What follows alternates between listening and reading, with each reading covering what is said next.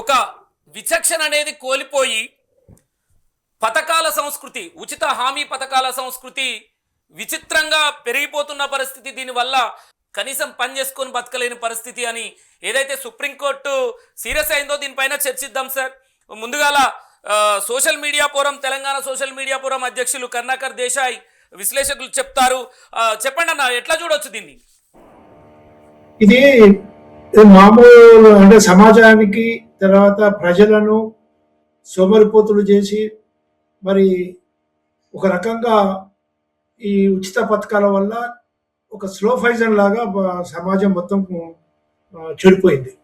ముఖ్యంగా ఈ ఉచిత పథకాల వల్ల గ్రామీణ ప్రాంతాలలో రూరల్ డిస్ట్రిక్ట్లు చాలా మరి ఒక రకంగా మన అంటే కంప్లీట్గా సోమర్తనంగా ఇదైపోయింది. సొంత పనులు కూడా చేసుకోవాలంటే కూడా చేసుకోకుండా అయిపోయింది. ఎందుకంటే ప్రతిదీ ఉచితం వచ్చినప్పుడు డెవలప్మెంట్ గురించి వాళ్ళకు పట్టింపు కూడా ఉండదు.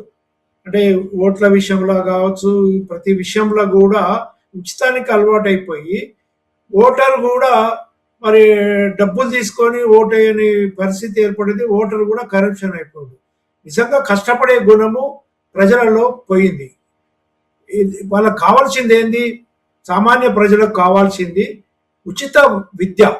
ఉచిత విద్య ఎంత అంటే మరి నాణ్యమైన ఉచిత విద్య అందించి వాళ్ళను తీర్చిదిద్దితే కొన్ని తరాల వరకు ఆ కుటుంబం బాగుపడుతుంది, తర్వాత దేశము అభివృద్ధి చెందుతుంది.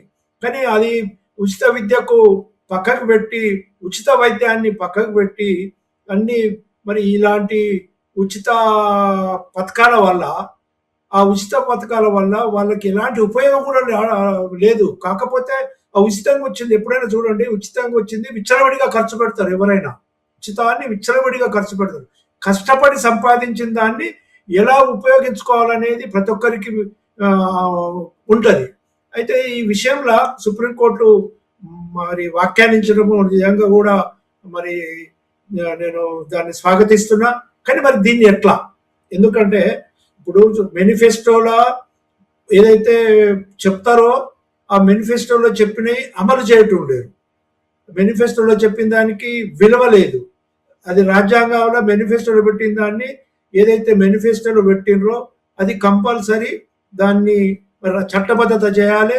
ఈ ఉచితాలు అనేది తర్వాత ఇప్పుడు కేసీఆర్ గారు ఉచిత రైతు బంధు కావచ్చు, ఉచిత అనేది మేనిఫెస్టోలో పెట్టకముందే తర్వాత పెట్టే ఇదంతా ఇచ్చేస్తుండ్రు. ఈ ఉచితాలకు కూడా మరి దాన్ని పార్లమెంట్లో సవరించి ఉచితాలు ఏమి ఇవ్వచ్చు, ఎవరికి ఇవ్వచ్చు, ఏ రంగానికి ఇవ్వచ్చు అనేది ఒక చట్టం చేసి దాన్ని పార్లమెంట్లో చేసి రాజ్యాంగంలో పొందుపరిచి ఉచితాలు విచ్చలవిడి ఉచితాలను బ్రేక్ చేయకపోతే చాలా ప్రమాదకరం. మరి సుప్రీంకోర్టు వ్యాఖ్యానించింది, కానీ సుప్రీంకోర్టు ఏమన్నా ఆర్డర్ ఇష్యూ చేయగలుగుతుందా? సుప్రీంకోర్టు ఏమన్నా ఆర్డర్ ఇష్యూ చేస్తే అది మరి రాజ్యాంగంలో కానీ దాన్ని మరి పార్లమెంటు మరి ఆమోదిస్తుందా? మరి ప్రభుత్వాలు ఆమోదిస్తాయా?